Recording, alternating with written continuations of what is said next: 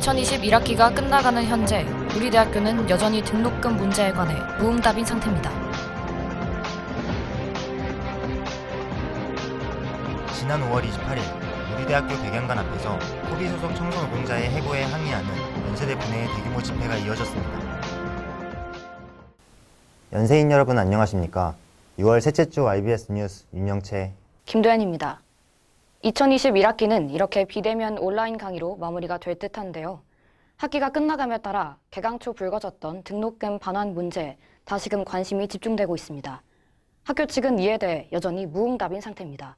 임수연 기자입니다. 2020학년도 1학기가 끝나가는 현재 우리 대학교는 여전히 등록금 문제에 대해 묵묵부답입니다.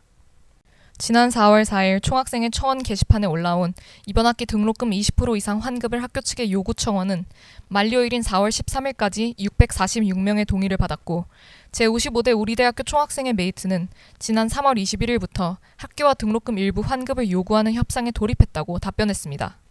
동시에 지난 5월 25일 진행된 중앙운영위원회 제19차 정기회의에서 전국 대학 학생회 네트워크 등록금 반환 운동본부 참여 논의의 안은 부결됐습니다.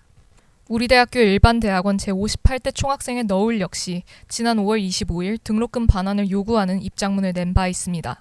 입장문 게시 이후인 5월 29일 너울은 우리 대학교 예산팀으로부터 자료를 받았으나 받은 자료가 총학생회에서 요청한 내용이 아니었으며 내역이 구체적이지 않아 등록금 반환을 논의할 수 없는 자료였다고 밝혔습니다.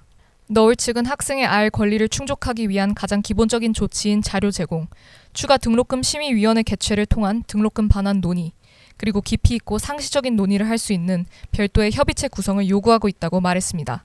하지만 우리 대학교 기획처 예산팀은 등록금 반환과 관련해 아직은 결정된 바 없다고 말했습니다.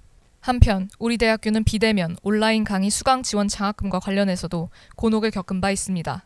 지난 4월 27일 우리 대학교는 코로나19로 인해 온라인 강의를 듣고 있는 학생들에게 전자기기 구입 비용의 일부를 지원해준다는 내용의 공지를 했습니다. 저희가 한창 이제 등록금을 반환을 해야 하지 않냐라고 의문을 가지던 시기였는데 그 시기에 맞춰서 준비도 미비한 이벤트가 갑자기 등장한 것에 대해서 이게 약간 의문을 품을 수 있는 상황이 아니었나 싶습니다. 하지만 본 장학금이 등록금 반환 요구가 시작되는 시점에 갑자기 공지됐다는 점, 지원 대상이 선착순 1,200명이었다는 점, 소득분위 등의 기준이 없어 지원이 정말로 필요한 학생이 수혜자가 되지 못했다는 점 등의 문제로 학생들의 비판을 산 바 있습니다. 코로나19로 인해 혼란스러웠던 한 학기가 마무리되고 있는 현재 등록금 반환과 관련해 학생들의 관심이 다시 집중되고 있습니다. 민감한 문제인 만큼 학교 측이 하루빨리 현명한 결정을 내리고 결정에 대한 근거가 학생들로 하여금 납득 가능하길 바랍니다. YBS 뉴스 임수연입니다. 예전부터 이어져 오던 청소 용역업체와 노동자들 간의 갈등, 코비 컴퍼니를 상대로 한 연세대 분해의 대규모 집회가 열린 뒤 일주일 만인 지난 4일 해고 문제에 대한 조건부 합의가 이뤄졌습니다. 하지만 완전한 해결은 아닙니다. 이주연 기자가 보도합니다.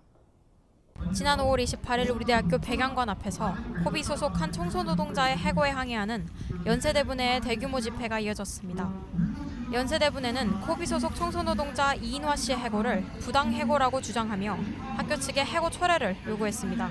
이인화 씨는 다른 청소노동자들의 9월 계약 만료 조건과 다르게 본인만 계약 만료일이 6월로 되어 있던 걸 코비에서 따로 고지해주지 않았으며 계약 만료 직전에서야 코비로부터 계약 해지 통보를 받았다고 전했습니다.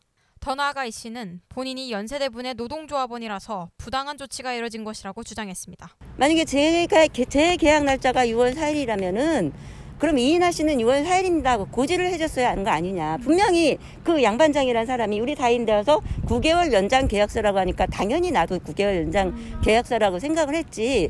내 거만 다루려고 생각을 했겠냐고요.